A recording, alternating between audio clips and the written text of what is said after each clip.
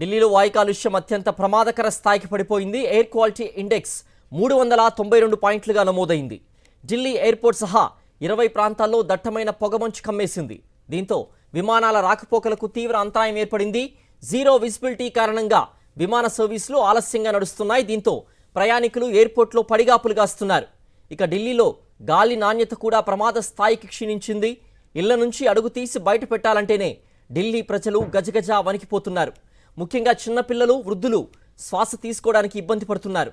మరింత సమాచారం ఢిల్లీ నుంచి మా ప్రతినిధి వెంకటేష్ అందిస్తారు. వెంకటేష్, ముఖ్యంగా చిన్నపిల్లలు, వృద్ధులు కూడా శ్వాస తీసుకోవడానికి ఇబ్బంది పడుతున్న పరిస్థితులు ఢిల్లీ అంతటా కనిపిస్తున్నట్టుగా మనం చూస్తున్నాం. అలాగే పొగమంచు కారణంగా విమాన సర్వీసుల్లో కూడా ఆలస్యంగా నడుస్తున్నట్టుగా కూడా చూస్తున్నాం. దీనికి సంబంధించిన పూర్తి అప్డేట్స్ ఏంటి వెంకటేష్?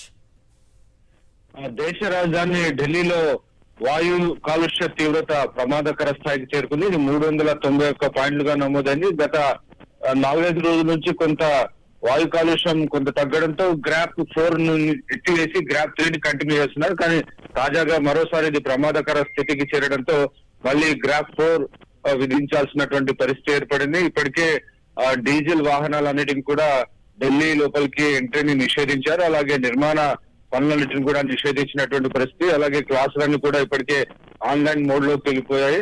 సో ఈ నేపథ్యంలో తాజాగా మరోసారి వాయు కాలుష్య తీవ్రత పెరగడంతో ఈ అంశం పైన రాష్ట్ర ప్రభుత్వం సమీక్ష చేస్తుంది. ప్రస్తుతం పాఠశాలన్నిటి కూడా వింటర్ హాలిడేస్ ఉన్నాయి. సో జనవరి 2వ వారం నుంచి దీనిపైన పాఠశాలను మళ్ళీ హైబ్రిడ్ మోడ్ లో నిర్వహించాలా, ఫిజికల్ గా నిర్వహించాలా అనేది రాష్ట్ర ప్రభుత్వం నిర్ణయం తీసుకునేటువంటి అవకాశం ఉంది. అయితే ఈ శీతాకాలం కారణంగా తీవ్రమైనటువంటి పొగమంచు ఏర్పడుతుంది ఉదయం వేళలో. సో దాని కారణంగా వాయు కాలుష్య తీవ్రత మరింత పెరుగుతుంది. సో ఈ రోజు కూడా అదే స్థాయిలో 391 పాయింట్లకు చేరడంతో కంప్లీట్ గా వాయు కాలుష్య తీవ్రత పెరిగినటువంటి పరిస్థితి మనకు కనబడుతుంది. సో పొగమంచు కారణంగా ఇటు విమానాల రాకపోకల పైన కూడా తీవ్రమైనటువంటి ప్రభావం పడుతుంది. సో ఏవైతే అధునాతనమైనటువంటి టెక్నాలజీ కలిగినటువంటి క్యాట్ 3 ల్యాండింగ్ ఫెసిలిటీ ఉన్నటువంటి విమానాలకు ఎలాంటి సమస్య లేకపోయినప్పటికీ మిగిలినటువంటి విమానాలకు ల్యాండింగ్ సమయంలో కొంత ఇబ్బందులు ఎదురవుతున్నాయి. సో ఆ నేపథ్యంలోనే అనేక విమానాల రాకపోకలను కూడా ఆలస్యంగా నడుస్తున్నాయి.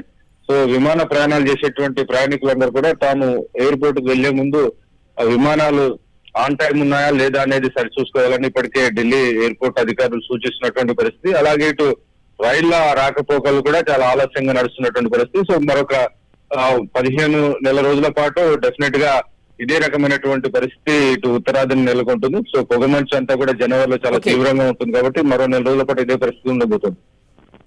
ఓకే వెంకటేష్.